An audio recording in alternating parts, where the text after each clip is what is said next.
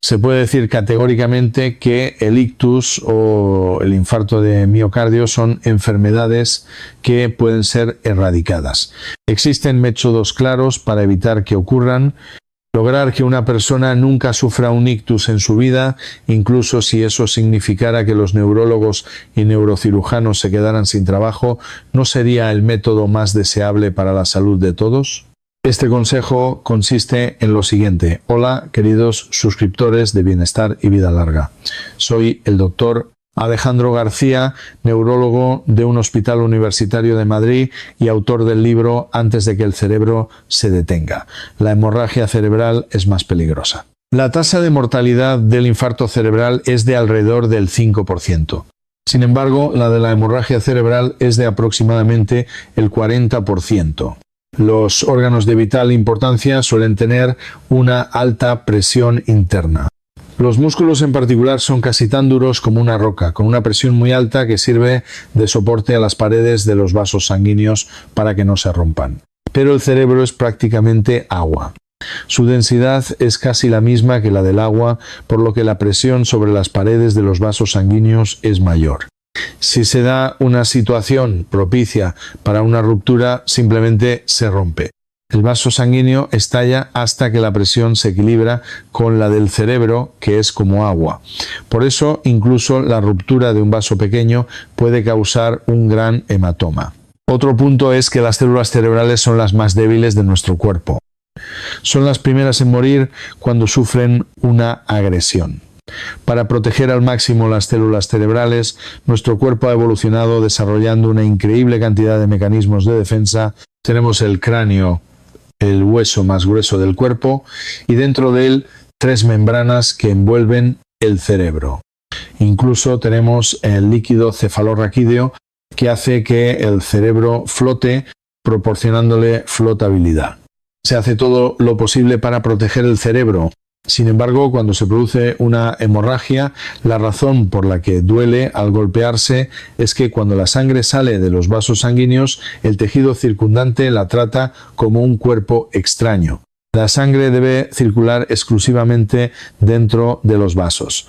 Allí, los glóbulos rojos deben entregar oxígeno sin salir, y el plasma debe intercambiar nutrientes y recoger desechos.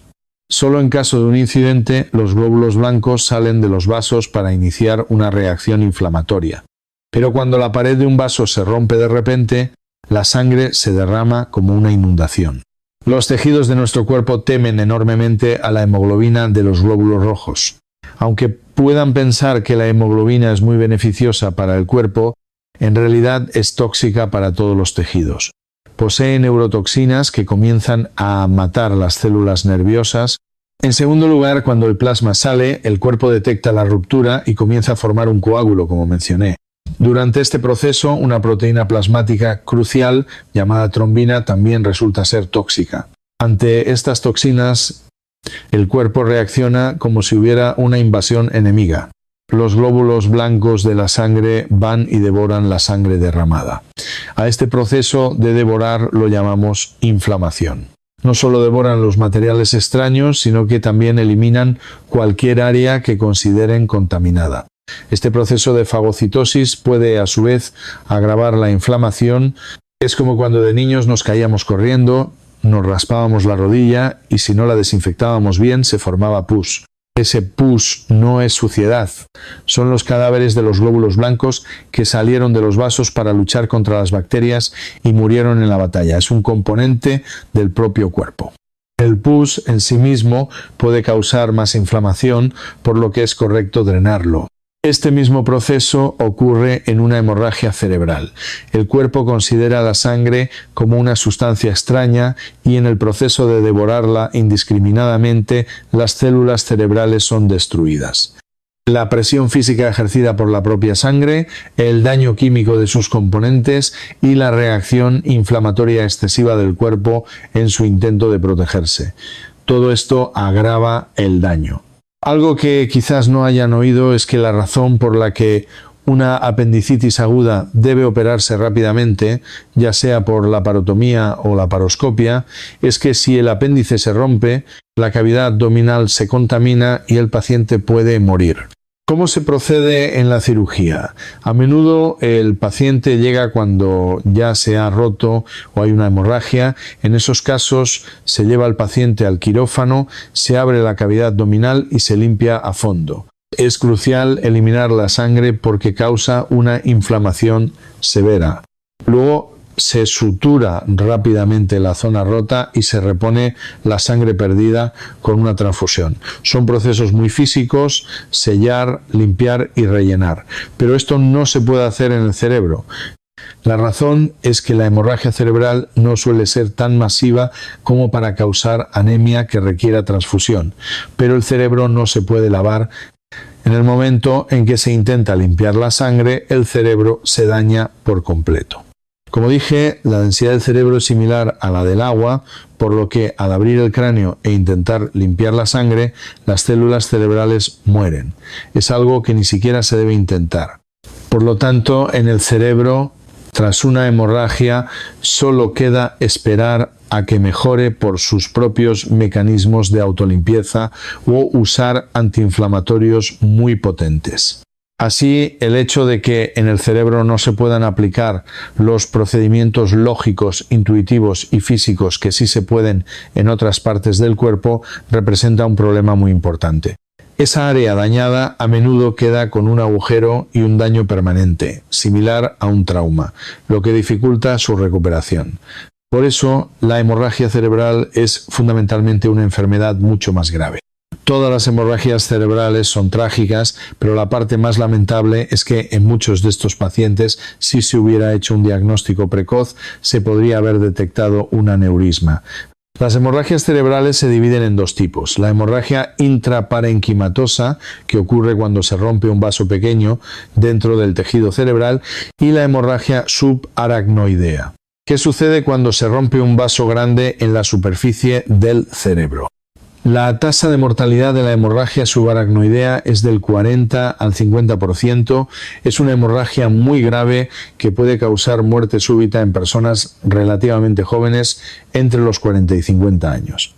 El 85% de los casos se debe a la ruptura de un aneurisma. Como los vasos grandes son muy elásticos, a veces se hinchan como un globo. La pared del vaso, para evitar la ruptura, hace que sus células se multipliquen y el aneurisma va creciendo. Cuanto más grande, mayor es el riesgo de ruptura. El problema es que los vasos sanguíneos no producen síntomas. Hay casos de aneurismas de varios centímetros que sorprenden al verlos en un TAC, pero el paciente ha vivido sin sentir absolutamente nada. ¿Hay alguna manera de saber esto de antemano? Con la tecnología médica actual es posible detectarlos precozmente. Si usted ha superado los 40 años, se puede hacer una angiografía por resonancia magnética, ARM.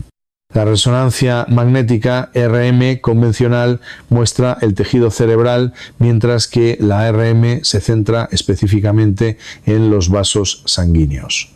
La tecnología de la ARM ha avanzado tanto que permite detectar aneurismas, incluso los de tamaño muy pequeño. Si se detecta un aneurisma grande con riesgo de ruptura, se puede realizar una angiografía para introducir un catéter y rellenar el aneurisma con pequeños espirales, coils, bloqueándolo y eliminando el riesgo de ruptura para toda la vida. Aunque pueda suponer un coste, no vale la pena considerarlo. En otros países es tan caro que resulta impensable, pero en España es una opción más accesible.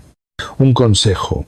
A menudo se piensa que los grandes hospitales universitarios ofrecen la mejor tecnología y se acude a ellos pagando un alto precio por pruebas no cubiertas por el seguro. Sin embargo, los centros de tercer nivel suelen tener las tarifas privadas más altas. Si su objetivo es una revisión general y no necesita un diagnóstico de alta complejidad de nivel universitario, puede preguntar en varios centros de diagnóstico por imagen o clínicas privadas. Pregunte por el precio. Y otra cosa que puede preguntar es de cuántos teslas es el equipo de resonancia magnética. Un equipo de 3 teslas es de campo magnético ultra alto y ofrece una resolución excepcional, es lo máximo. Si encuentra un lugar que ofrezca una RM de 3 teslas a un precio muy asequible, vaya de inmediato. Un equipo de 1.5 teslas también es excelente. El problema es que algunos centros usan equipos más antiguos y de menor calidad. Por lo tanto, si encuentra un lugar cercano que ofrezca una RM de 5 Teslas o más a un precio razonable y tiene más de 40 años, valdría la pena hacérsela una vez. Existen métodos claros para evitar que ocurra. Lograr que una persona nunca sufra un ictus en su vida, incluso si eso significara que los neurólogos y neurocirujanos se quedaran sin trabajo, no sería el método más deseable para la salud de todos. A partir de los 50 años es crucial conocer en qué etapa se encuentra. Tiene solo factores de riesgo sin arteriosclerosis, ya tiene arteriosclerosis, si ha llegado a la etapa de la arteriosclerosis, debe considerarse en una fase pre-ictus. A partir de ese momento debe adoptar un estilo de vida saludable de manera desesperada. Para explicar de forma sencilla por qué ocurre esto, un vaso sanguíneo sano puede sufrir daños en su pared por diversas razones. Un daño físico podría ser la hipertensión. La presión arterial alta puede crear fisuras en la pared del vaso. Un daño químico podría venir de malos hábitos alimenticios o del tabaco. Las toxinas entran y pueden dañar el vaso. Si mantiene un estilo de vida que causa este daño, las lesiones aparecerán por todas partes. Ahora, imagine que esa persona además tiene altos niveles de colesterol en la sangre. El colesterol es un componente vital para el cuerpo, un nutriente esencial. Es tan importante que todas las células saben cómo fabricarlo. Y si todas las células pueden fabricarlo, significa que si se consume en exceso, puede haber un excedente. El cuerpo puede producirlo incluso a partir de la glucosa. Nuestro cuerpo lo considera tan necesario que todas las células pueden crear colesterol a partir de los carbohidratos. Pero el órgano que más produce es el hígado. ¿Por qué el hígado produce tanto? Porque hay órganos que necesitan colesterol. Con el colesterol se fabrican las hormonas sexuales y las hormonas esteroideas. Las hormonas esteroideas protegen nuestro cuerpo y las hormonas sexuales permiten la reproducción. Es decir, el colesterol es fundamental para el crecimiento y la reproducción, los ejes centrales de la vida humana. Por eso es tan crucial que todas las células lo produzcan. El hígado produce aún más y lo envía a la sangre para que lo reciban las glándulas suprarrenales, los ovarios, los testículos y puedan fabricar sus hormonas. Pero si comemos en exceso, hay demasiado colesterol. Los órganos dicen no queremos más, gracias. Así que el colesterol empieza a circular cada vez más en la sangre, lo que se conoce como hipercolesterolemia. Como ya no se necesita, el hígado debería pensar, bueno, dejaré de producir y empezaré a recoger el sobrante. Pero el mecanismo de recuperación no está muy desarrollado evolutivamente. ¿Acaso hubo alguna vez un excedente? Para la humanidad durante 350.000 años siempre faltó, que de repente en los últimos 50 años es algo que el cuerpo no comprende. Así que no lo recoge eficientemente y sigue circulando por la sangre. Ahora, supongamos que un vaso sanguíneo se daña por la hipertensión u otro factor.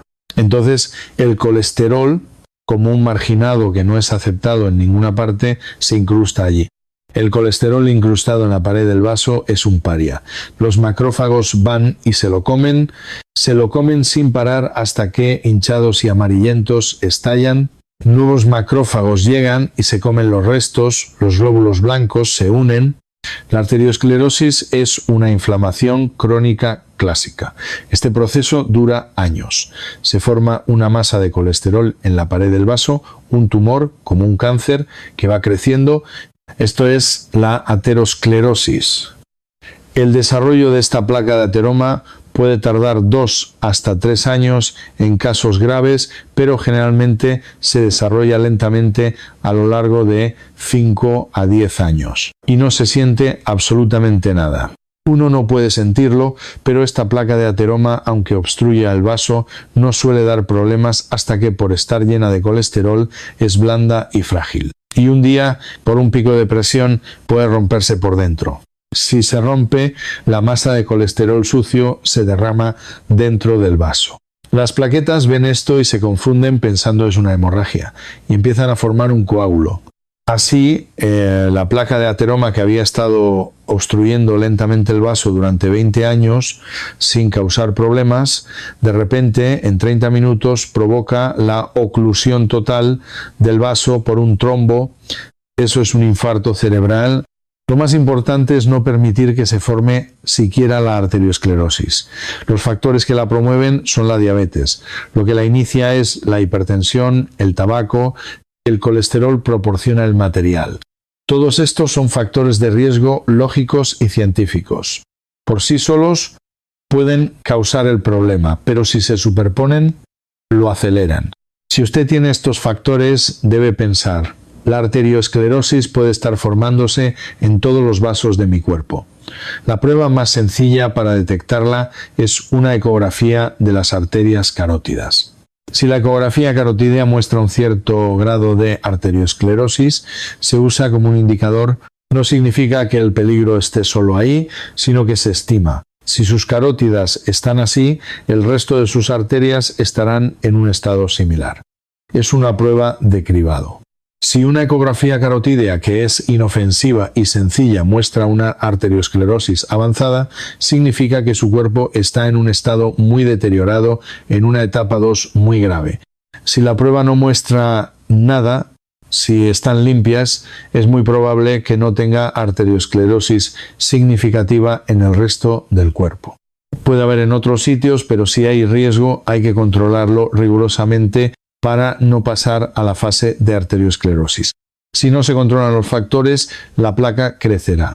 Si ya ha ocurrido un evento, hay que asumir que tiene placas de ateroma inestables por todo el cuerpo. Dependiendo de la etapa en la que se encuentre, si sigue el tratamiento científicamente probado, puede detener el proceso en esa etapa. Incluso si lo detiene en la etapa 2, usted puede vivir hasta el final de sus días sin sufrir un ictus. La desgracia comienza en la etapa 3 e incluso si ha llegado a la etapa 3 con una buena recuperación y aprendiendo la lección, puede volver a vivir como una persona normal. Lo ideal es en los 20, 30 o 40 años evitar que aparezcan los factores de riesgo o si han aparecido, controlarlos con diversos tratamientos para que no afecten a los vasos sanguíneos. Ese es el punto clave. Por eso el ictus o el infarto de miocardio son enfermedades que se pueden considerar erradicables. Son complicaciones, no enfermedades que surgen de la nada. Son el resultado de una acumulación gradual de factores de riesgo, que un día, sin que usted lo sepa, estallan. Aunque usted no lo supiera, había una enorme preparación oculta detrás.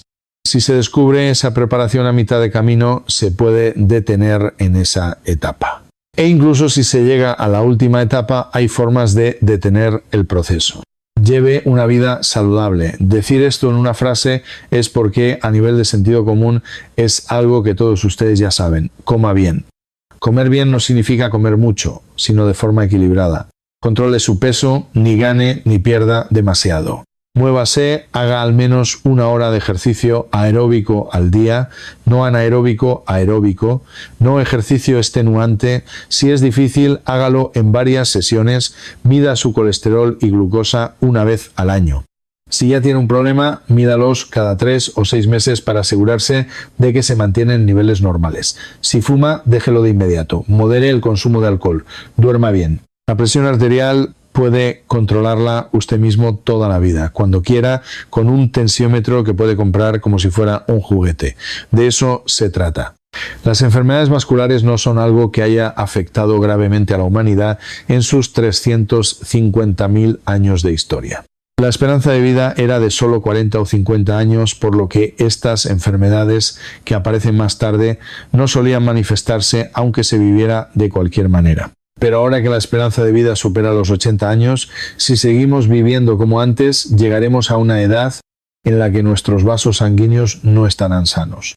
Por eso, si quiere prolongar la salud de sus vasos, debe empezar a cuidarlos cuando es joven. Y los métodos para hacerlo no se alejan mucho de lo que ya sabe por sentido común.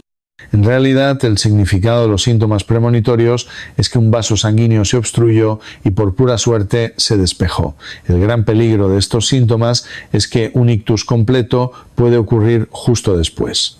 El problema es que a menudo es difícil de juzgar, incluso para un médico, y hay muchísima información errónea en programas de televisión y vídeos de Internet. Un ejemplo de esta desinformación es sobre el ictus. La incidencia en un país como España es de unos 120.000 casos al año y está aumentando ligeramente. La mortalidad es cercana al 20% y la tasa de discapacidad es del 3,040%, lo que la convierte en una enfermedad muy temible. La palabra ictus viene del latín y significa golpe. Se refiere a un golpe súbito en el cerebro. Se aplica a enfermedades no traumáticas. La única causa para que el cerebro sufra un daño espontáneo y súbito es vascular. Cuando un vaso se obstruye de repente y el tejido muere, se llama infarto cerebral. Cuando se rompe, se llama hemorragia cerebral. Así se clasifican los dos tipos. Si me preguntan qué es lo que más lamento en mi vida profesional, es que en las etapas iniciales de un ictus, con un tratamiento de emergencia adecuado, se puede recuperar en gran medida la discapacidad del paciente. El gran peligro de los síntomas premonitorios es que un ictus completo puede ocurrir justo después. Hay muchos pacientes que tienen estos síntomas, los ignoran, siguen con su vida o piensan que no es nada, se van a dormir y a la mañana siguiente se despiertan con una parálisis de medio cuerpo. Incluso tengo un conocido al que le pasó. Si en ese momento, en lugar de irse a dormir, hubiera acudido al hospital y hubiéramos aplicado un tratamiento agresivo, podríamos haber revertido completamente su estado inicial. Pero la discapacidad se quedó fija y sufrió enormemente durante 1 o 2 años. El significado exacto de la hora de oro es que existe un tratamiento decisivo. Aunque el paciente haya sufrido un ictus y tenga un daño neurológico, existe un tratamiento crucial que puede devolverle a la normalidad. La hora de oro es el tiempo durante el cual ese tratamiento es eficaz. Para la trombólisis, que es un fármaco intravenoso que disuelve el coágulo, la ventana es de 4,5 horas. Para la trombectomía, que consiste en extraer el coágulo directamente del cerebro, el procedimiento debe realizarse en unas 6 horas.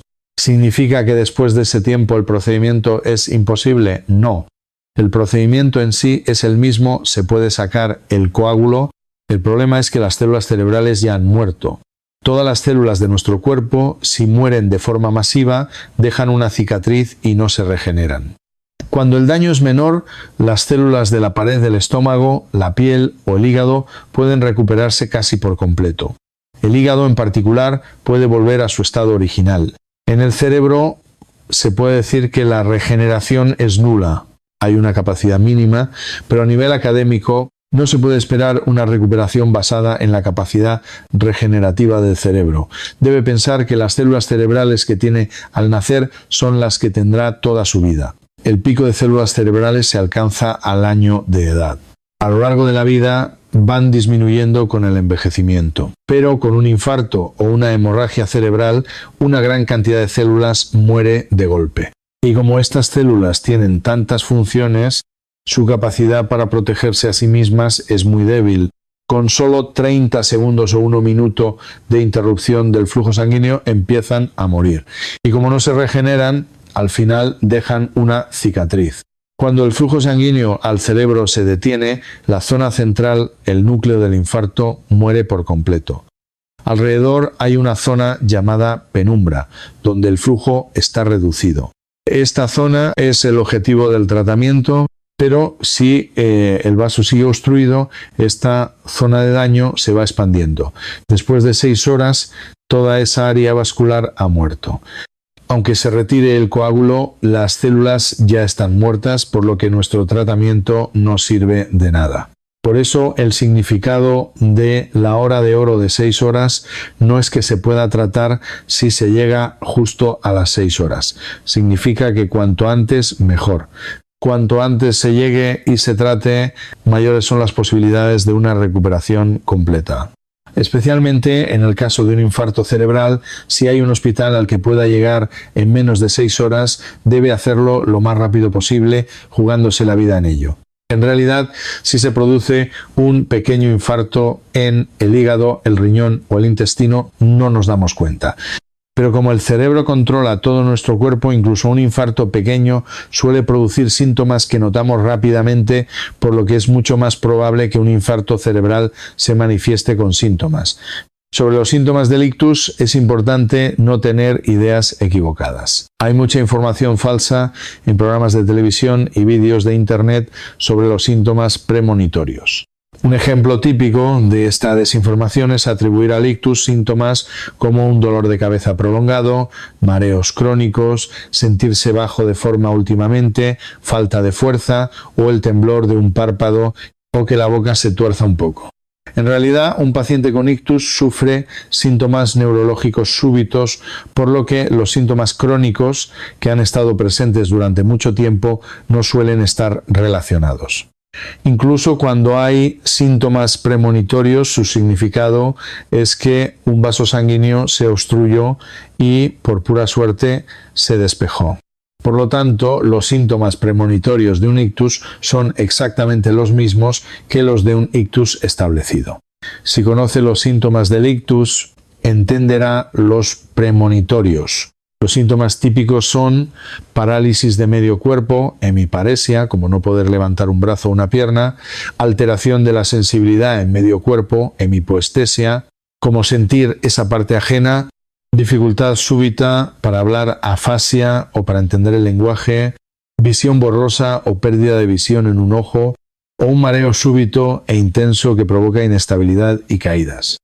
Estos síntomas aparecen de forma repentina y grave en la mayoría de los casos. Si esos síntomas aparecen y luego desaparecen, eso es un síntoma premonitorio, un ataque isquémico transitorio o AIT.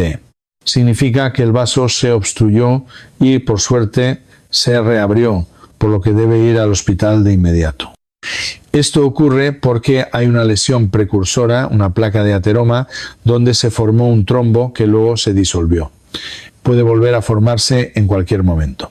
Algunas personas al recuperarse piensan: habré tenido un mal momento, fue un sueño, me lo habré imaginado. Tienden a pensar en positivo, pero luego se van a dormir y sufren un ictus masivo, y ahí es donde surge el problema. Si acude al hospital, podemos detenerlo en la fase de los síntomas premonitorios. Por lo tanto, la importancia de los síntomas premonitorios es que son idénticos a los del ictus. No son los dolores de cabeza o mareos crónicos que la gente suele conocer. Como el dolor de cabeza se siente en la cabeza, la gente piensa que debe ser una señal de un problema en los vasos cerebrales. Científicamente esto es incorrecto porque el cerebro es un órgano que curiosamente no puede sentir su propio dolor. Las meninges que recubren el cerebro y las paredes de los vasos sanguíneos sí pueden sentir dolor, pero el tejido cerebral en sí no.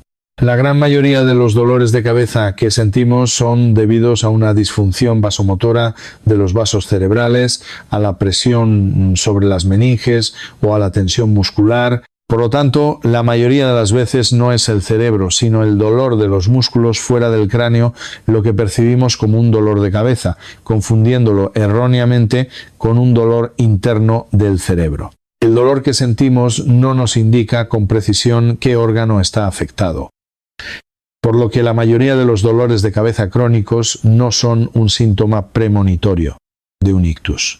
En el caso de una hemorragia cerebral, los síntomas premonitorios pueden aparecer en algunos pacientes con hemorragia subaracnoidea.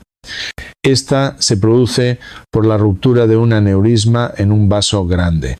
Uno podría preguntarse cómo puede haber síntomas premonitorios en una hemorragia tan grave. En algunos pacientes la ruptura del aneurisma es inicialmente muy pequeña. Cuando se rompe del todo, la mortalidad es de casi el 50%, pero los supervivientes describen un dolor de cabeza como nunca antes habían sentido, como si les hubieran dado un hachazo en la cabeza. Es tan intenso que a menudo pierden el conocimiento en el acto, y muchos llegan muertos al hospital. Es una de las enfermedades súbitas más devastadoras y terribles que una persona puede experimentar. Si se siente ese dolor de cabeza fulminante y luego se alivia, podría ser un signo de una pequeña fisura en un aneurisma sospechoso de una hemorragia subaracnoidea. El problema es que esto es difícil de diagnosticar incluso para un médico, por lo que es muy raro que un dolor de cabeza se considere un síntoma premonitorio, o es difícil de diagnosticar. Por eso, si se dice que el dolor de cabeza es un síntoma premonitorio, muchas personas hipocondríacas con dolor de cabeza crónico empezarán a pensar que lo tienen. Por eso insisto en que el dolor de cabeza no es un síntoma de ictus. Quizás las personas que ya se han hecho un TAC o una resonancia y saben que tienen un aneurisma deberían tomárselo más en serio. No es necesario sospechar de un ictus si solo se experimenta tinnitus acúfenos sin otros síntomas. Solo es así en una minoría de casos, por lo que en la mayoría es incorrecto. El sonido en los oídos se conoce médicamente como tinnitus o acúfenos. La causa principal es la presbiacusia, la pérdida de audición relacionada con la edad. A partir de los 40 años empezamos a perder audición gradualmente, empezando por los tonos altos. Cuando las células auditivas no pueden hacer bien su trabajo, se sobreexcitan en un intento de oír mejor. Y eso es lo que causa el tinnitus. Con la edad puede oír un zumbido, un pitido, como señal de que las células auditivas están envejeciendo un poco. Como es un sonido que antes no oía, puede pensar que es un problema cerebral, pero en la gran mayoría de los casos es solo un síntoma temprano de la pérdida de audición por la edad. Por lo tanto, si solo tiene tinnitus sin otros síntomas, no debe sospechar un ictus. Sin embargo, si un paciente sufre un mareo súbito y además pierde audición o tiene un tinnitus extraño de repente, en algunos casos puede ser un síntoma de ictus. Si se insiste demasiado en los síntomas premonitorios, todo el mundo puede sentir miedo y de hecho se pueden malinterpretar alteraciones neurológicas transitorias debidas a un malestar pasajero como síntomas de ictus. Por eso creo que la pregunta más importante es ¿quién debe temer a los síntomas premonitorios? Es extremadamente improbable que una persona sana en la etapa 0 sin factores de riesgo sufra un ictus.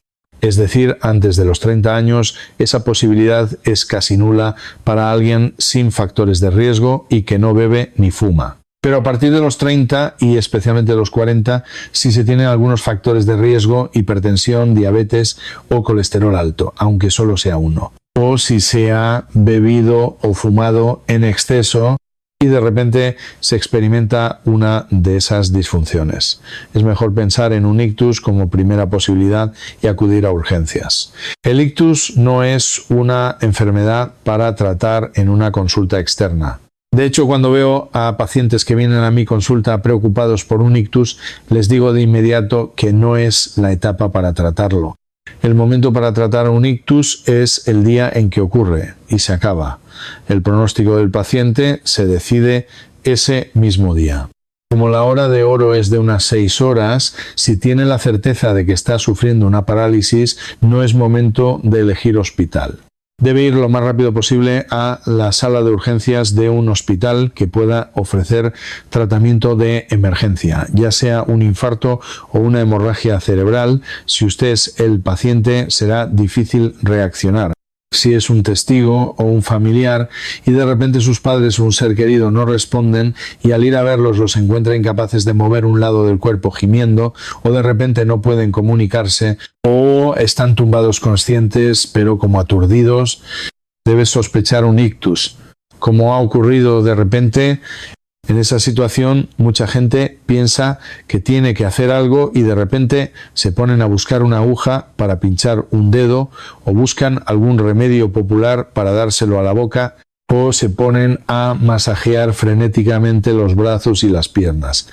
Masajean mucho las extremidades. Pero estas 3 cosas que he mencionado no sirven de nada. De hecho, pueden ser incluso perjudiciales. La situación actual de un paciente con ictus es que sus células cerebrales han muerto, no sus brazos y piernas, y debido a la muerte de esas células puede tener problemas para hablar o tragar. Por eso la saliva puede pasar a las vías respiratorias. Darle algo de comer o beber al paciente puede hacer que vaya a la tráquea en lugar del esófago. Darle un remedio popular que no puede tragar bien puede provocar una neumonía por aspiración, una complicación grave. Pinchar el dedo tampoco sirve de nada. No es que las manos o los pies estén dañados, es el cerebro el que no puede moverlos. Hacer sangrar el dedo no ayuda en absoluto y solo crea un riesgo de infección. Masajear las extremidades, lo mismo. No es que la sangre no llegue a las extremidades, es que no llega al cerebro. Estas acciones no tienen base científica y no ayudan en absoluto.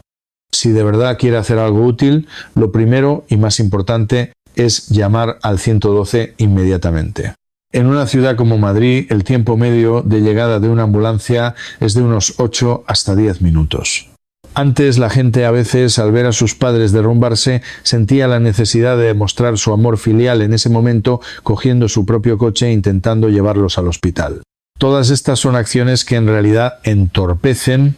Lo primero es llamar al 112. Lo segundo, si parece que va a vomitar, simplemente gire la cabeza un poco hacia un lado y espere tranquilamente.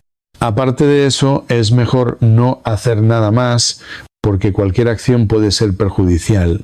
Los servicios de emergencia saben qué primeros auxilios aplicar, así que déjenlos hacer su trabajo. Solo una cosa más. Últimamente se habla mucho de la importancia de la reanimación cardiopulmonar. La RCP se debe realizar cuando un paciente que estaba bien, de repente se agarra el pecho y se desploma o pierde el conocimiento. Curiosamente uno pensaría que si el problema es el corazón, el paciente se quejará de dolor en el pecho y se quedará quieto, y que si es un ictus perderá el conocimiento. Pero es al revés. Cuando el corazón se para, se pierde el conocimiento. La mayoría de los pacientes con ictus están conscientes. Si el corazón deja de latir de repente, no llega sangre al cerebro, todo el cerebro deja de funcionar de golpe y el paciente pierde el conocimiento súbitamente. Por lo tanto, si una persona que estaba bien pierde el conocimiento de repente, independientemente de si respira o no, hay que hacerle la RCP. Eso es lo primero. Si el paciente está claramente consciente pero algo va mal, hay que sospechar un ictus. En ese caso es mejor llamar al 112 que hacer la RCP. Los protocolos de RCP han cambiado mucho. Antes se alternaban compresiones torácicas con respiraciones, pero ahora las directrices dicen que nos olvidemos de la respiración y nos centremos en hacer compresiones rápidas a un ritmo de unas 100 hasta 120 por minuto. Esto es porque se ha visto que intentar ventilar no es tan útil y que las compresiones son mucho más efectivas. Ahora, ¿a quién se le debe hacer la RCP y a quién no?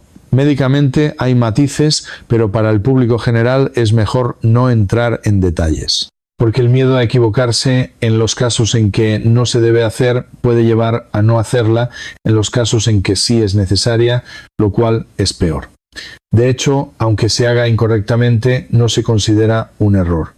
Y las estadísticas muestran que incluso en los casos en que se aplicó por error, rara vez hay consecuencias negativas. Así que, si piensa que debe hacer la RCP, es mejor que la haga. ¿En qué casos? Si alguien se desploma de repente y está inconsciente, o incluso si parece que está convulsionando, también se puede hacer. Si el paciente puede expresarse y mover el otro lado del cuerpo, lo que sugiere un ictus, entonces no es necesario, pero la RCP en ese momento es una acción que salva vidas. Por eso, si hay alguien cerca que ha sufrido un problema súbito, los profesionales recomendamos que se inicie la RCP. Hasta que se produce un ictus hay que superar muchas montañas y cruzar muchos ríos, por así decirlo. Quiero dejar claro que no es una enfermedad que le ocurra de la noche a la mañana a una persona sana y normal. Como explico en mi libro, la enfermedad cerebrovascular se puede dividir en etapas. La etapa 0 es una persona sana, la etapa 1 una persona con factores de riesgo, la etapa 2 una persona con arteriosclerosis Y la etapa 3, una persona que ya ha sufrido una enfermedad cardíaca o un ictus. El hecho de que el ictus aparezca después de pasar por las etapas 0, 1, 2 y 3 significa que usted, sin saberlo, ha estado trabajando para que ocurra durante al menos 5 o 20 años. Ese esfuerzo constante se puede comparar con cargar una pistola. ¿Y qué es patológica y científicamente cargar la pistola? Es tener arteriosclerosis en los vasos sanguíneos. La arteriosclerosis no es una enfermedad que aparece en un vaso sano. Son como cicatrices que se forman cuando los vasos no pueden soportar más el maltrato de la hipertensión, la diabetes, el colesterol alto, el alcohol y el tabaco, si no se han controlado en absoluto. Cuando la pared interna del vaso se degenera de esa manera, es como si por fin se hubiera cargado la pistola para el ictus. Así lo expreso yo. Una vez cargada la pistola, hay que apretar el gatillo para que se dispare. Así que mientras no se apriete el gatillo, no pasa nada. Así es. Incluso con arteriosclerosis se puede vivir toda la vida solo con eso. Apretando el gatillo me refiero a la situación en la que en un momento dado la pared interna del vaso se rompe, ya sea hacia adentro o hacia afuera, o se forma un trombo sobre ella. Esta situación de apretar el gatillo puede ocurrir un día sin previo aviso, pero a menudo hay situaciones precursoras que uno mismo crea. Por ejemplo, una persona que ya tiene una arteriosclerosis grave y decisiva y que últimamente ha estado sometida a un gran estrés, durmiendo mal, trabajando demasiado, o que ha empezado a hacer un ejercicio muy intenso y repentino. O alguien que ha sufrido la pérdida de un familiar recientemente y ha pasado 1 o 2 meses en un estado emocional muy agitado. Es en esas personas, en ese momento de vulnerabilidad, cuando esa placa de ateroma inestable puede romperse o formar un trombo. Eso es apretar el gatillo. En la vida pueden pasar muchas cosas, así que no se puede decir simplemente no aprietes el gatillo. Lo más importante es saber si tu pistola está cargada, es decir, saber si tienes esos factores de riesgo que te predisponen a cargarla o si por no controlarlos ya la has cargado. Saber eso es crucial. Hay quienes creen erróneamente que su presión arterial solo es real si se la mide un médico con un esfigmomanómetro de mercurio. En el momento en que un médico se dispone a tomarle la presión, esta puede subir entre 10 y 20 mmHg. La hipertensión no se diagnostica en el hospital, sino en casa con un tensiómetro de brazo. Y si le duele la cabeza, no es el momento de tomarse la presión. ¿Cuándo tomarla en casa? La presión arterial es un tema complejo incluso para los médicos.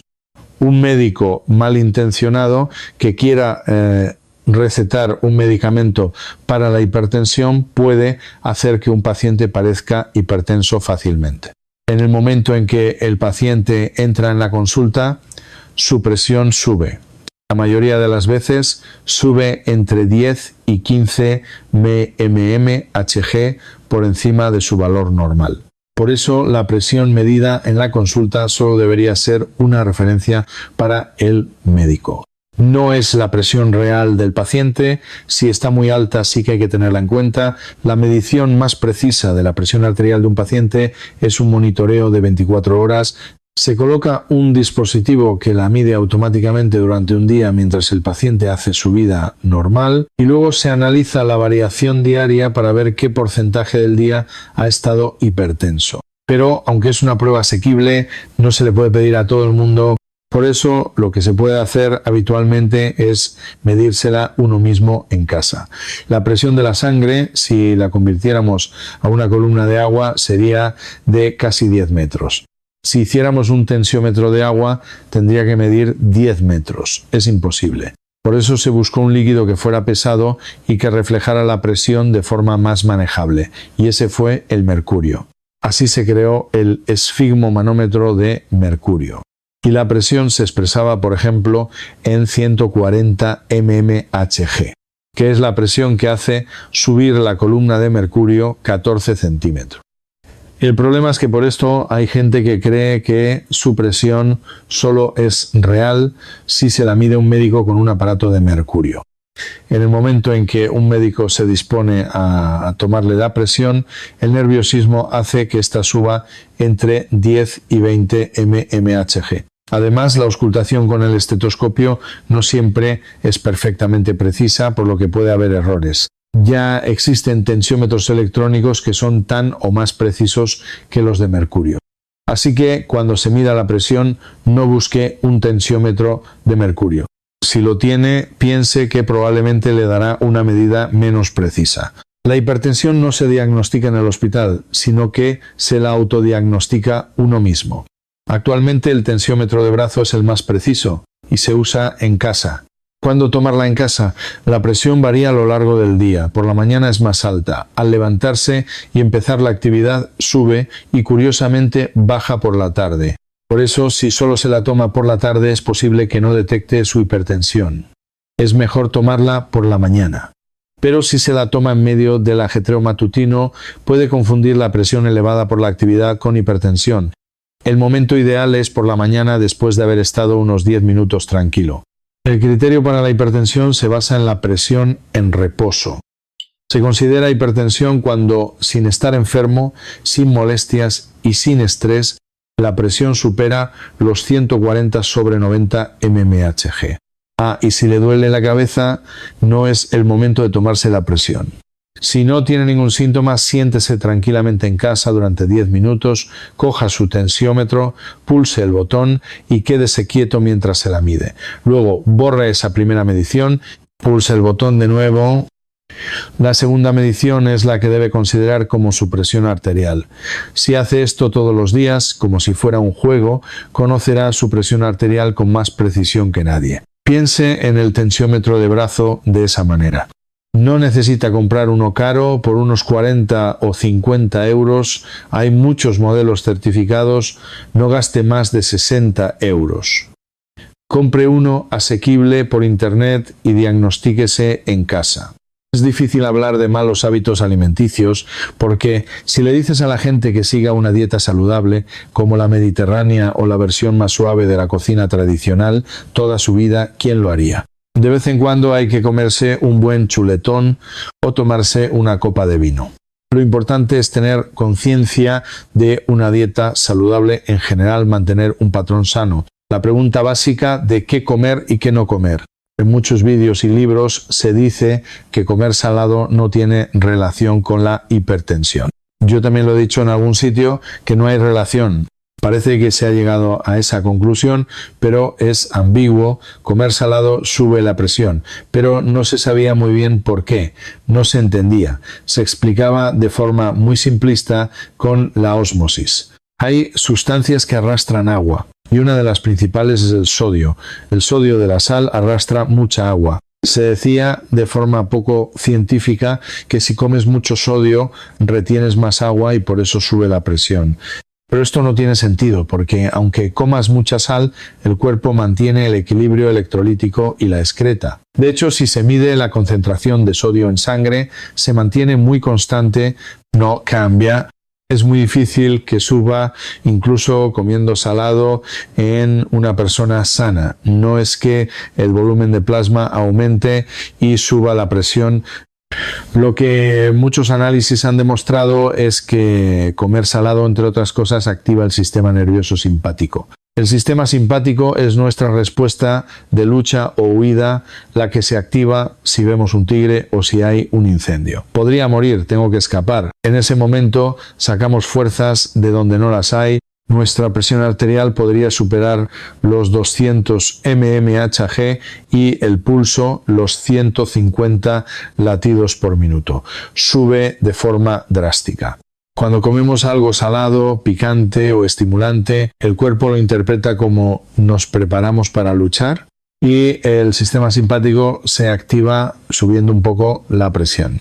Si esto se hace continuamente, el sistema simpático se mantiene activado durante mucho tiempo y se entra en una hipertensión funcional. Si se engorda y se sigue comiendo salado, se mantiene ese estado de hipertensión funcional. Con el tiempo, los vasos sanguíneos acabarán degenerando y se pasará a una hipertensión orgánica. Por lo tanto, decir que comer salado causa hipertensión significa que, aunque una sola vez no es un problema y el cuerpo lo equilibra, si se come salado de forma continuada, la activación del sistema simpático lleva a un estado de hipertensión funcional y si se mantiene ese estilo de vida es muy probable que se acabe desarrollando una hipertensión orgánica. Y no solo la comida salada, también la dulce y la picante y la muy caliente. Cuando coma algo estimulante, piense que está suponiendo una carga para su presión arterial, pero peor aún es la obesidad. Si lo piensa, es lógico que la presión suba.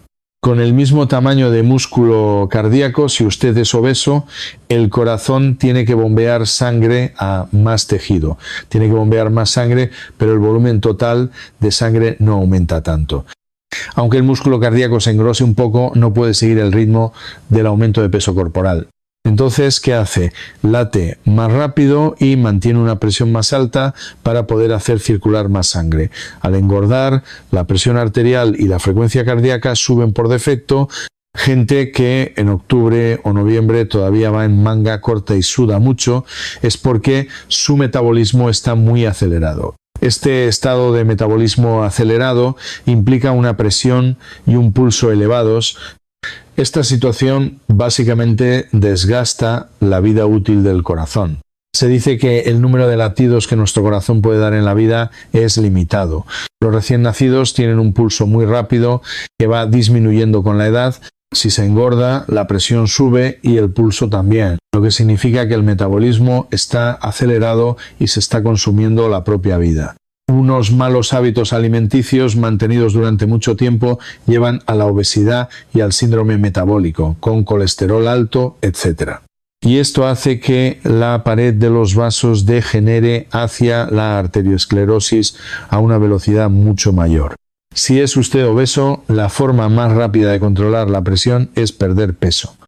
A las personas menores de 50 y especialmente de 40 que tienen la presión alta por la obesidad, les digo que más que los medicamentos, si pierden peso ahora, la hipertensión y la diabetes desaparecerán. Cuando un paciente ya ha sufrido un ictus, el problema es algo diferente. Se puede someter a algunas personas a una dieta muy estricta, pero la mayoría tienen un estado de salud deteriorado y muchos factores de riesgo, por lo que a las personas de más de 60 o 70 años ya no se les puede aplicar esto. Los medicamentos son mucho más potentes para controlar la presión o la diabetes. Por eso, primero se controla con fármacos y a los pacientes se les recomienda ejercicio para no ganar peso, una dieta equilibrada y evitar comidas muy estimulantes. Eso es lo que solemos decir. La aspirina fue creada por Bayer, que en su día era una empresa de remedios naturales. Es un fármaco extraído de la corteza del sauce. En aquella época era una medicina natural, aunque entonces todas lo eran, todo era natural. De hecho, muchos de los fármacos que conocemos provienen de fuentes naturales. Después de desarrollarla, se la dieron a los pacientes y vieron que les salían moratones e incluso hemorragias. Y se preguntaron por qué. Investigando, se dieron cuenta de que con ella se formaban menos coágulos. Parecía prevenir el ictus y el infarto de miocardio, un aprendizaje empírico. Más tarde, con el avance de la farmacología, se descubrió que ese componente del fármaco reducía la función de las plaquetas. Por eso, la aspirina es un antiagregante plaquetario, no un anticoagulante. Decir que licúa la sangre es incorrecto, no la hace más líquida. En nuestra sangre tenemos 3 tipos de células: glóbulos rojos, glóbulos blancos y plaquetas. Los glóbulos rojos transportan oxígeno durante 120 días. Los glóbulos blancos se encargan de la inmunidad durante 1 o 2 días. Y las plaquetas se encargan de la formación de coágulos durante una semana. ¿Cuándo forman coágulos? Cuando un vaso se rompe y hay una hemorragia. Se lanzan para taponar la brecha. Son las que se sacrifican para sellar la herida. En cuanto reciben la señal de una ruptura, van como locas a taponar el vaso. Pero a veces se forman coágulos sin que haya una hemorragia, como en el infarto de miocardio o el ictus. La placa de ateroma se rompe por dentro, la pared se úlcera y las plaquetas lo ven y se confunden. Una hemorragia, piensan, aunque no lo sea. Y de repente empiezan a formar un coágulo sin parar hasta que ya no ven la sustancia expuesta. Y el vaso se obstruye. Es una situación absurda. Por eso, si se le da aspirina a una persona con arteriosclerosis, la función de sus plaquetas disminuye y la probabilidad de formar un coágulo se reduce. Por lo tanto, en una persona con esta placa de ateroma, aunque se dé una situación propicia para formar un trombo, la probabilidad de que se forme es menor. Y por tanto, el riesgo de infarto cerebral o de miocardio disminuye. Entonces, ¿quién debe tomarla? Las personas que tienen tendencia a formar trombos sin que haya hemorragia se benefician claramente, pero un pequeño golpe o comer algo picante o incluso un plato muy condimentado puede causar una gastritis. Y con la gastritis el estómago se irrita y puede sangrar. Si se está tomando aspirina, podría convertirse en una hemorragia masiva. Por lo tanto, si una persona sin tendencia a la trombosis toma aspirina de forma continuada, puede acabar sufriendo una hemorragia gástrica. Esto es claramente un medicamento. La aspirina no es algo que se pueda comprar en la farmacia y tomar según el estado de ánimo. Si hay que tomarla, es para toda la vida, y si no es necesario, no se debe tomar. No hay que pensar en ella como un tónico. Hay que considerarla un medicamento de prescripción. Eso quería decir. Si se pregunta cuándo hacen más ejercicio los hombres en su vida, la respuesta es a partir de los 40, no en los 20 o 30. Normalmente estudian mucho, trabajan mucho, van a muchas cenas de empresa, destrozan su cuerpo y luego cuando alcanzan una cierta posición en el trabajo y tienen más control sobre su tiempo, buscan un hobby y es entonces cuando empiezan a hacer ejercicio, a menudo de forma excesiva, lo que también causa problemas. Hay gente que de repente empieza a hacer ejercicio de una forma inimaginablemente intensa. Y algunos incluso presumen de ello. Pero sobre el ejercicio hay que decir que cuando lo hacemos, una parte importante del flujo sanguíneo se desvía a los músculos. Las personas con arteriosclerosis en los vasos cerebrales suelen tenerla también en las arterias coronarias. Si se hace mucho ejercicio de forma repentina, la sangre se desvía a los músculos y el flujo al corazón o al cerebro puede ser insuficiente, lo que puede provocar un infarto de miocardio súbito o un infarto cerebral. Por lo tanto, el ejercicio se debe hacer para mejorar la capacidad cardiopulmonar en personas sanas dentro de un nivel que puedan tolerar. Para quienes ya han sufrido un ictus, lo importante es hacer 1 hora de ejercicio aeróbico de forma constante. Hay mucha gente que lo hace un par de veces, una semana, y dice ya he hecho suficiente. O se aburren y lo dejan. El verdadero ejercicio es el que se puede hacer hasta el final de la vida. Hacer ejercicio de forma constante es muy importante. Para decirlo de forma sencilla, ¿cree que es fácil hacer un ensayo clínico con el café? Los ensayos clínicos pivotales, los que se hacen para la aprobación de un fármaco, consisten en coger a pacientes en condiciones similares, dar a un grupo un placebo y a otro el fármaco real, controlar al máximo las variables y ver solo el efecto del fármaco. Pero no se puede hacer un ensayo clínico con el café. No se puede hacer que un grupo beba café falso y otro café real durante 3 años. Es imposible. Por eso la mayoría de los estudios son encuestas. ¿Cuánto café bebe? No hay ningún control de variables en estas personas. Por eso los resultados de estos estudios son un caos, un absoluto caos. La cafeína es una sustancia química que nuestro cuerpo no produce y que no debería experimentar. Es correcto que el cuerpo reaccione a ella como a un fármaco. Tiene un efecto diurético, estimulante y otros muchos que pueden ser buenos o malos para la persona. pero como fármaco la dosis es muy pequeña. Si un diabético me pregunta, ¿puedo tomar café con leche y azúcar? Yo le digo, si se muere por tomarlo, tómese una taza. No es algo por lo que arriesgar la vida. Es más importante que se tome bien la medicación, se mida la glucosa y haga ejercicio. Si toma 4 o 5 tazas de café y eso le provoca palpitaciones o no le deja dormir, entonces no debe tomarlo.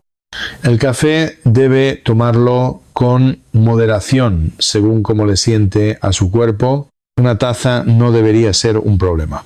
Ya sea hipertensión, diabetes o colesterol alto, no dan ningún síntoma. Incluso en fases avanzadas no hay síntomas. Se puede tener una presión de 200 y no saberlo. Una persona que no tenía síntomas con factores de riesgo y arteriosclerosis, de repente empieza a tomar un medicamento y se marea, se le hinchan las piernas, piensa, este medicamento está perjudicando mi salud y el médico me lo receta por dinero. Hay muchos vídeos en internet que dan información errónea. La razón por la que empecé a tomar medicación para la hipertensión es música. Si empiezo a tomar un medicamento, no tendré que tomarlo toda la vida. En cierto modo, es una falacia de causalidad. Decir que si tomas un medicamento una vez tendrás que tomarlo toda la vida, como si no hubiera una causa previa, es incorrecto. La realidad es que empiezas a tomar un medicamento porque hay una causa y si esa causa no desaparece, tendrás que seguir tomándolo. Las personas que desarrollan este tipo de hipertensión ya la tienen desde los 20 años. A los 20 o 30 su presión ya es alta, pero a esa edad los vasos sanguíneos son muy fuertes. Es el mejor momento físico de nuestro cuerpo, así que aunque la presión suba por la obesidad, una dieta salada, la falta de ejercicio, etc., se trata de una hipertensión funcional. El cuerpo necesita que la presión suba. Y como estas situaciones se repiten a lo largo del día, la presión se mantiene alta. Si estas personas toman un medicamento, la presión baja. Pero si esta persona cambia a un estilo de vida saludable, pierde peso, etc., ya no necesitará el medicamento. Se lo podrá quitar, pero si mantiene el mismo estilo de vida hasta los 40 o 50 años. La pared de sus vasos sufrirá un cambio orgánico, se degenerará. La hipertensión que era funcional, al pasar los 40 o 50, los vasos empiezan a dañarse, se endurecen. En ese punto, por mucho que el paciente vuelva a un estilo de vida saludable, la hipertensión se queda. Y ya no se puede dejar la medicación. Por eso lo importante es en qué etapa se encuentran sus factores de riesgo, ¿no? Y lo mismo ocurre con la diabetes. La diabetes aparece cuando se combinan factores como una dieta muy dulce, falta de ejercicio y obesidad. Se puede empezar a tomar medicación para la diabetes, pero si la persona se da cuenta, pierde peso y hace ejercicio, puede que ya no la necesite. Pero si se supera esa etapa y el páncreas empieza a producir menos insulina o las células se vuelven muy resistentes a ella, por mucho que se lleve una vida sana, no se puede revertir. En esa etapa, aunque se empiece la medicación, ya no se puede dejar. El problema es que la gente descuida su salud y acude al médico cuando ya tiene una hipertensión o diabetes orgánica. Intentan un estilo de vida saludable, pero no funciona. Así que se les receta un medicamento. Si empiezo a tomarlo, no tendré que tomarlo toda la vida. Eso significa que usted ha llegado a una etapa en la que tendrá que tomarlo toda la vida. La causalidad está mal entendida. No es que el medicamento cree la dependencia, sino que la causa ha persistido tanto tiempo que ahora el medicamento es inevitable. La causa ya no es reversible como para usarlo un tiempo y luego dejarlo. Si una persona llega a los 50 años habiendo descuidado su hipertensión y diabetes hasta un punto muy grave, es muy probable que tenga que medicarse de por vida. Pero si a los 30 o 40 años se detecta la hipertensión o la diabetes, se puede revertir con un estilo de vida saludable, la probabilidad es muy alta. La razón por la que empecé a tomar medicación para la hipertensión es que mi familia materna es un caso clásico de enfermedad cardiovascular. Casi todos los mayores de mi familia materna murieron a una edad temprana por enfermedades cardíacas, hipertensión, diabetes o ictus. Y yo desde pequeño pensé que había heredado esa predisposición genética, así que me hice a la idea de que me tocaría. A partir de los 30 años empecé a medirme la presión con frecuencia y como veía que superaba a menudo los 140/90 y no bajaba, decidí que era mejor empezar a medicarme. Aunque superaba los 140/90 a veces y a menudo los 130/80, pensé que debía tomar medicación. La presión arterial en sí misma daña los vasos, pero el mayor problema son los vasos cerebrales, los más delicados de nuestro cuerpo. Los vasos cerebrales sufren daños continuamente durante los periodos de hipertensión a lo largo de nuestra vida. No es que si tienes la presión alta y luego vuelve a la normalidad, el daño pasado desaparece. No, el daño se acumula durante el tiempo que la presión estuvo alta. Cuanto más tiempo se mantenga una presión normal, mayor es la probabilidad de mantener los vasos cerebrales sanos. Aunque se tenga la presión alta, es mejor corregirla rápidamente. Por eso yo decidí tomar una dosis moderada de medicación a mi edad para controlar la presión de forma estricta. Ahora, con más de 50 años, la controlo muy fácilmente con solo media pastilla de un solo medicamento. Al principio se mantiene una presión alta funcional y como la elasticidad de los vasos es buena, no se dañan mucho, pero a partir de los 40 la pared empieza a endurecerse de forma orgánica y entonces la presión sube aunque se esté en reposo. Cuanto más se retrasa el tratamiento, más se agrava el endurecimiento de los vasos. Es decir, cuanto más tarde se trata, más medicamentos para la presión se necesitan. Si se trata a tiempo, se puede controlar con muy poca medicación. Y lo mismo ocurre con la diabetes. Controlar la hipertensión y la diabetes en una etapa temprana es el secreto para poder mantenerlas controladas toda la vida con pocos medicamentos, como si no se tuvieran. El rechazo a los medicamentos, ¿por qué surge? Los suplementos nutricionales. Si nos preguntamos si su eficacia está demostrada, la respuesta correcta es que podrían tenerla, pero nunca se ha probado. Los suplementos, por lo general, casi no se someten a ensayos clínicos, porque sus componentes se pueden obtener de los alimentos. Se parte de la idea de que algunas personas sanas podrían tener un déficit, podrían tener déficit de vitamina A, B, C, así que se concentran algunos componentes de los alimentos. Las personas que están cerca de la normalidad pueden tomar suplementos. Son como un artículo de lujo. Si necesitas un bolso, comprar uno de lujo es tu elección. Si quieres una salud aún mejor y decides tomarlos, puedes hacerlo. Aunque en la mayoría de los casos solo es un desperdicio de dinero. Pero un medicamento es una sustancia química nueva que no existía antes en el mundo. Se crea para obtener un efecto médico muy específico y potente, aunque parezca increíble. Un suplemento es algo que ya comíamos, concentrado, por si acaso nos faltaba un poco. Incluso los medicamentos comparados con los nuevos son baratos y ya fueron aprobados hace tiempo, por lo que nadie va a gastar cientos de millones en un ensayo clínico. Como son componentes de los alimentos, son seguros y circulan libremente en el mercado. Y como circulan libremente, hay muchos vendedores. ¿Y cómo tienen que venderlos? Con publicidad. Por eso se exagera la publicidad de estos nutrientes o se habla de ellos como si tuvieran efectos extraordinarios. Dentro de los límites permitidos, en cambio, los medicamentos terapéuticos cubiertos por la Seguridad Social no se pueden anunciar en países como España. Ustedes no han visto anuncios en televisión de los medicamentos que yo receto. En Estados Unidos sí se anuncian todos estos fármacos. El público puede ir al médico y decir, quiero tomar esta estatina, porque lo han visto en un anuncio. Pero aquí no. Los pacientes no tienen acceso a esa información. Lo que sí ven son los medicamentos tradicionales, los antiguos y los suplementos. Por eso oyen que un suplemento es muy bueno o van a la farmacia de al lado y les dicen tómese esto y creen que es un medicamento muy importante. Estos productos, al ser tan accesibles, la gente los toma a la ligera. y a menudo se preocupan más por suplementos caros, innecesarios y sin estudios que los respalden. En realidad, la fascinación por los tónicos y remedios ha existido en todo el mundo, pero ahora ese deseo se ha trasladado a los suplementos. Por eso la gente cuando viaja al extranjero piensa en comprar algo para sus padres.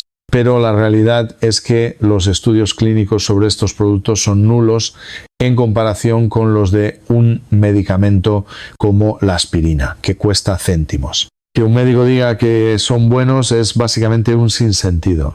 Como los suplementos son componentes de los alimentos en alta concentración, el cuerpo parece que esta persona ha comido de más. Si entra mucho, lo excreta. Si entra un poco cuando faltaba, piensa, qué bien, estaba un poco bajo de energía y de repente me llega este suplemento, puede ayudar un poco, pero no es decisivo. En cambio, un medicamento es una sustancia química que no existía antes, que se administra a la fuerza para solucionar un problema en el que una célula podría morir o hay un déficit crítico o se necesita una acción inmediata. Por eso todos los medicamentos tienen efectos secundarios, todos. Al tomar un medicamento, algo cambia en el cuerpo. La razón principal por la que las teorías de la conspiración sobre las estatinas han crecido tanto es que ni la hipertensión, ni la diabetes, ni el colesterol alto dan ningún síntoma. Incluso en fases muy avanzadas, la diabetes puede dar un poco de sed o ganas de orinar, pero la mayoría no da síntomas. El colesterol alto no da absolutamente ningún síntoma. La gente piensa que si tiene el colesterol alto se sentirá grasiento y horrible, pero se puede tener 230 y no notar nada. Y los objetivos de tratamiento pueden ser tan bajos como 70 y no se siente la diferencia. Se puede tener una presión de 200 y no saberlo, pero si a alguien le duele la cabeza, se toma la presión, ve que tiene 140 y dice, me duele la cabeza por la presión, es al revés. Le sube la presión porque le duele la cabeza. Hay que asumir que es imposible saber si se tiene hipertensión, diabetes o colesterol alto por los síntomas. Normalmente me duele la cabeza o estoy mareado o no me encuentro bien, así que debo tener hipertensión, diabetes o colesterol. No tiene ninguna relación, absolutamente ninguna. Pero a esta persona se le dice que se mida la presión en casa, se revisa su registro y se ve que supera constantemente los 140/90. Hay que tomar medicación para la presión. Tanto en hombres como en mujeres, los antihipertensivos pueden causar hipotensión ortostática, es decir, mareos al levantarse. Algunos provocan tos, otros hinchan las piernas.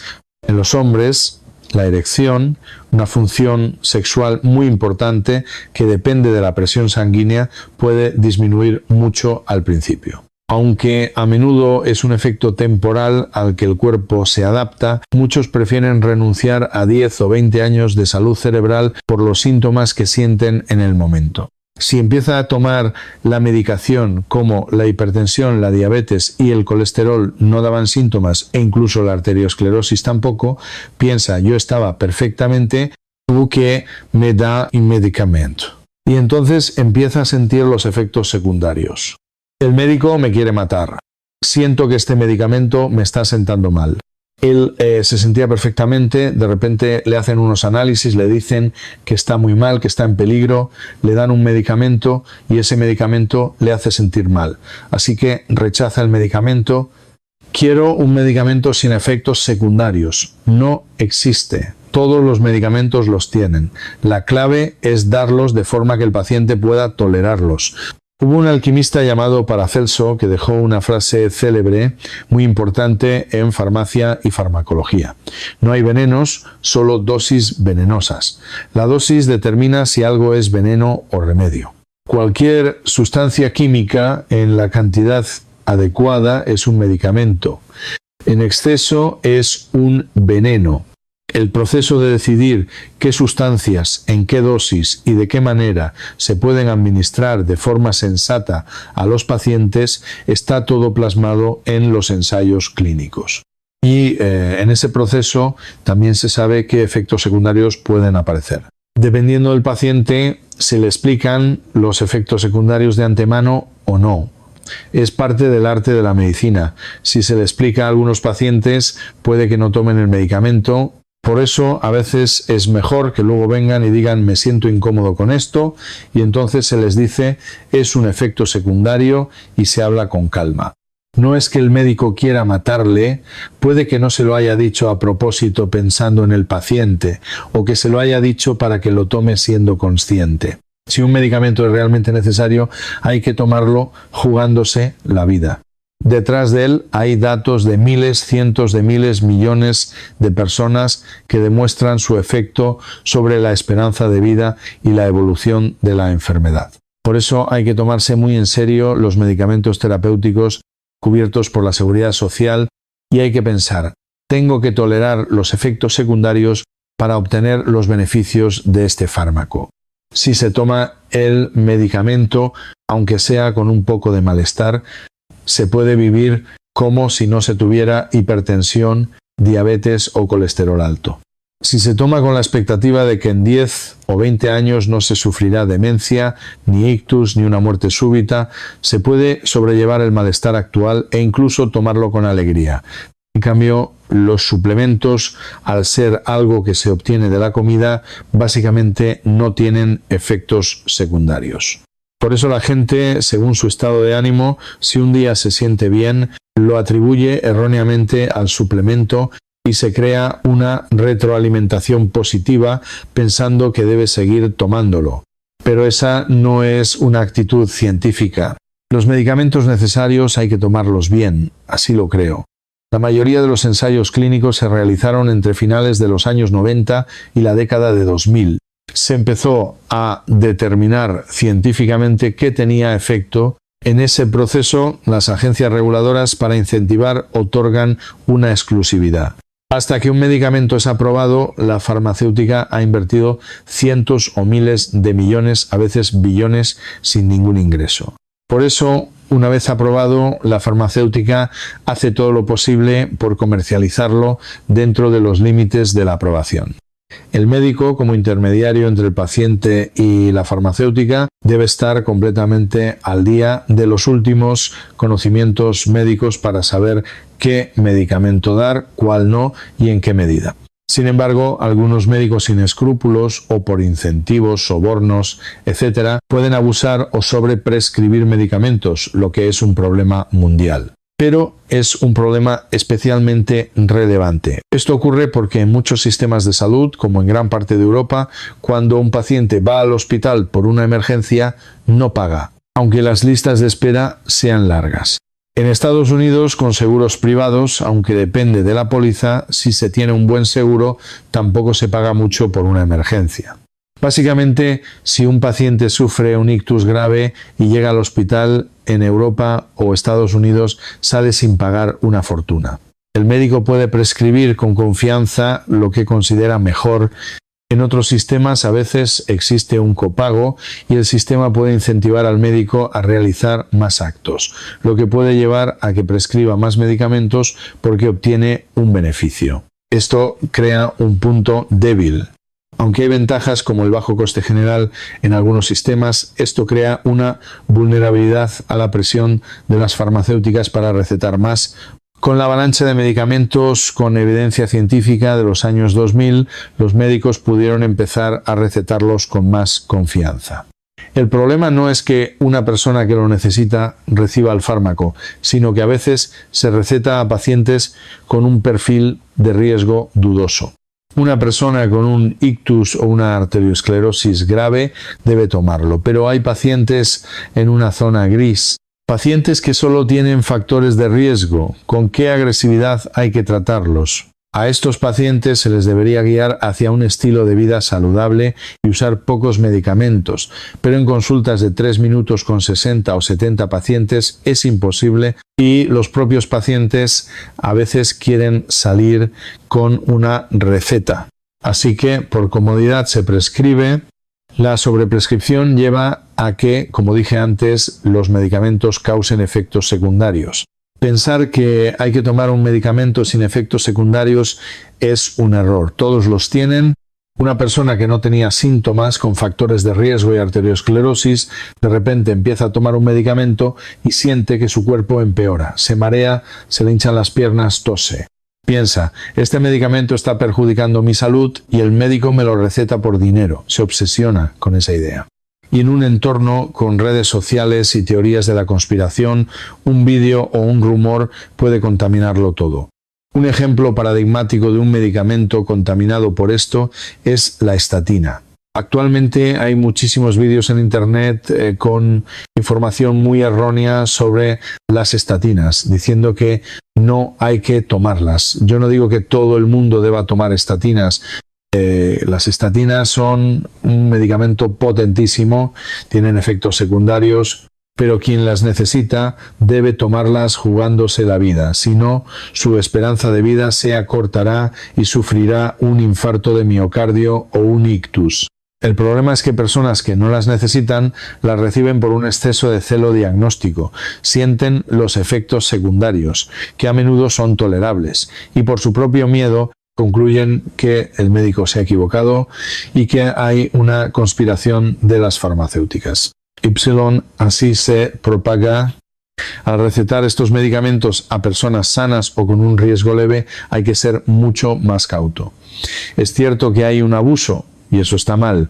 Si usted es un paciente de alto riesgo, no está en una etapa para pensar en el abuso, sino en cómo tomar el medicamento para evitar la siguiente crisis. Si su estado de salud vascular actual es normal o de un nivel leve, entonces es importante que hable con su médico, que negocie y que tome el medicamento de forma inteligente.